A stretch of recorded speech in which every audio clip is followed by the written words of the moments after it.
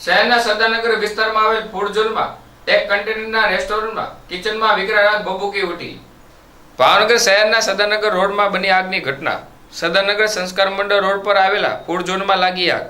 Food ઝોનમાં આવેલા એક કન્ટેનર રેસ્ટોરન્ટમાં કિચનમાં આગ લાગતા નાસભાગ મચી જવા પામી હતી। આગની ઘટનાને લઈને લોકોના ટોળા મોટી સંખ્યામાં એકઠા થઈ ગયા હતા।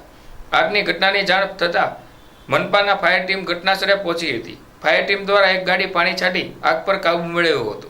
જો કે આગ લાગવાનું કારણ શોર્ટ સર્કિટના કારણે જાણવા મળ્યું હતું। આગની ઘટનામાં સદનસીબે કોઈને જાનહાની સર્જાઈ ન હતી।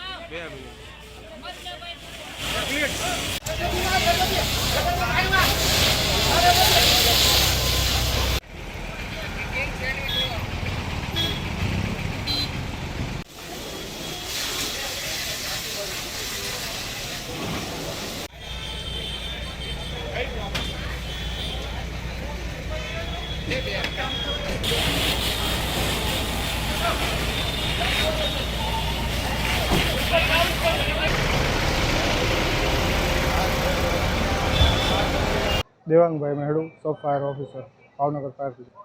અંદાજિત 1 વાગતા અમને ફાયર ડિપાર્ટમેન્ટને કોલ મળેલ કે ફૂડનું જે કન્ટેનરમાં એમને સેટઅપ ઊભું કરેલું છે તેમાં ફાયર થયેલ છે સરદારનગર નજીક। તાત્કાલિક ઘટના સ્થળે પહોંચી અને આગ પર અમે કાબૂ મેળવેલ છે। આગ લગભગ શોર્ટ સર્કિટનો અંદાજો છે, કારણ કે ફૂડ સ્ટોર હતો તે હાલ બંધ હતો, એટલે કારણ જાણી શકાય તેમ નથી।